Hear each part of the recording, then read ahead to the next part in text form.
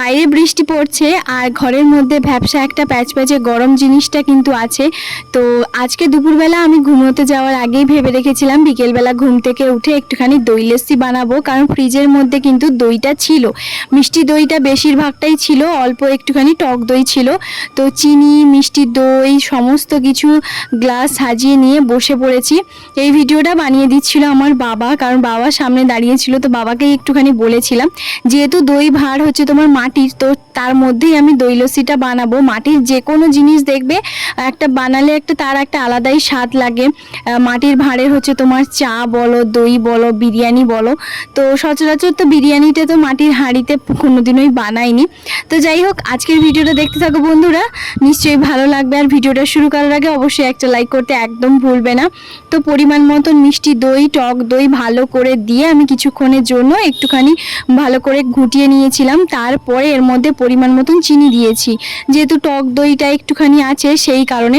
আর এর মধ্যে আমাদের তিনজনের জন্য 3টে গ্লাসও নিয়ে নিয়েছি। আর পাশে কিন্তু আছে একটা বাটিতে নারকেল কোড়া, কারণ নারকেল কোড়াতে লস্যিতে দিলে কিন্তু বেশ ভালোই লাগে। দোকানে তো সবসময় লস্যি খাই, তবে দইটা যেহেতু ফ্রিজের মধ্যে ছিল তাই ভাবলাম যে একটুখানি লস্যি বানাই। খেতেও কিন্তু বাড়ির লস্যি ভীষণই ভালো লাগে।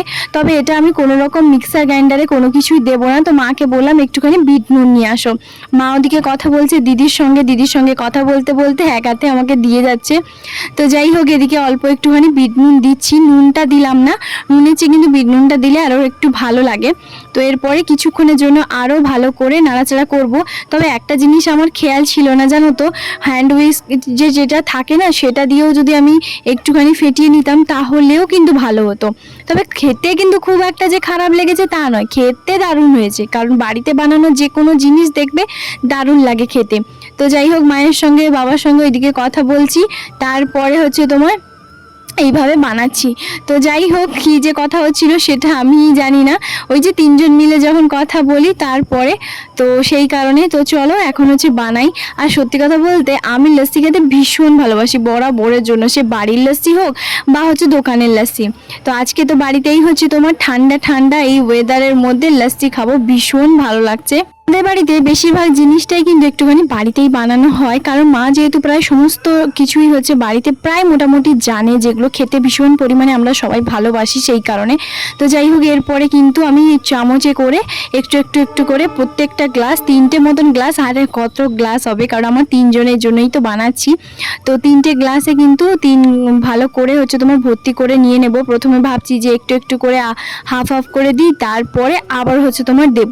তো 3টে গ্লাস খুব ভালোভাবে হয়ে গেছিলো, আর একটুখানি হয়তো বেশি হয়ে গেছিলো এরকমটাই। তো যাই হোক, এখন কিন্তু আরও একবার ভালো করে ঘুটিয়ে নিচ্ছি। আর নুন, চিনি, মিষ্টিটা কিন্তু পরিমাণ মতোই দিয়েছি, খুব একটা বেশি মিষ্টি একদমই ভালো লাগে না। আর বাবা মা তো বিনা চিনিতেই হচ্ছে তোমার চা খেয়ে ফেলে, তো কোনো ব্যাপার নয়। তবে আমি আবার কিন্তু চিনি ছাড়া চা খাই না, আমি চিনি দিয়েই চা খাই। আর তাই দইতেও কিন্তু একটুখানি অল্পই চিনিটা দিয়েছি, ওই স্বাদ মতন আর কি। আমরা যেখানে থাকি সেখানে যদি আমাদের একটা ছোট করে ফ্রিজও থাকতো তাহলে কত ভালোই হতো না।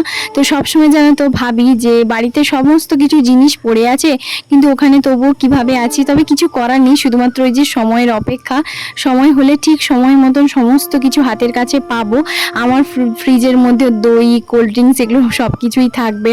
কারণ কি বলতো, সবসময় না নিচে গিয়ে রাখতে আমার কেন জানি না ভালো লাগে না।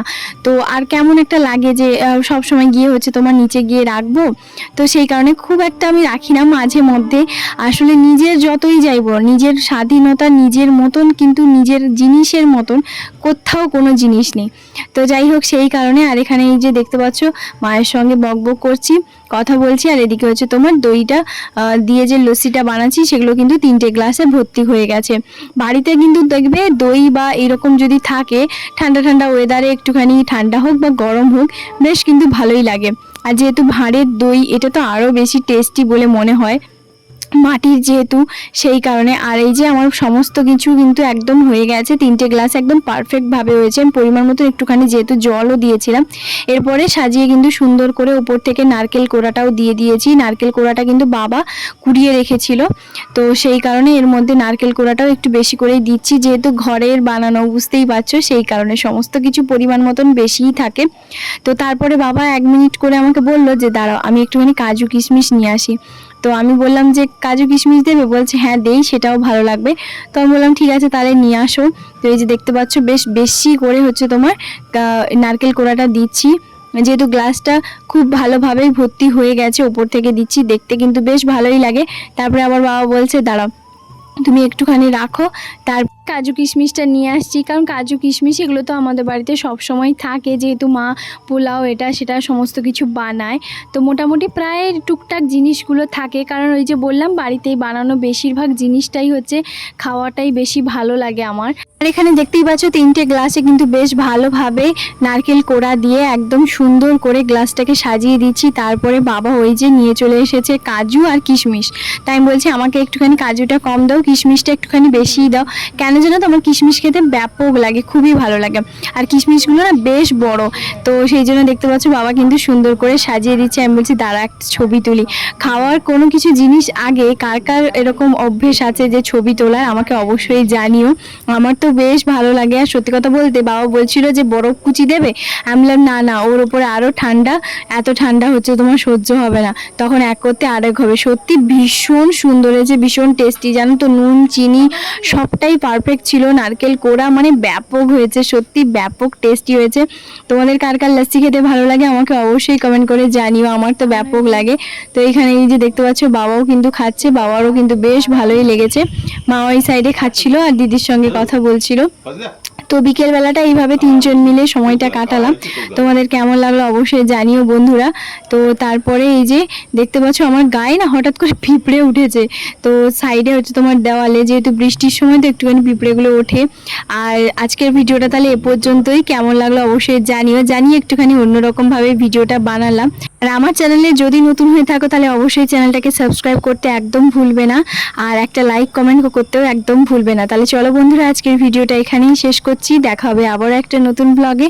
সবাই খুব ভালো থাকবে, সুস্থ থাকবে, টাটা।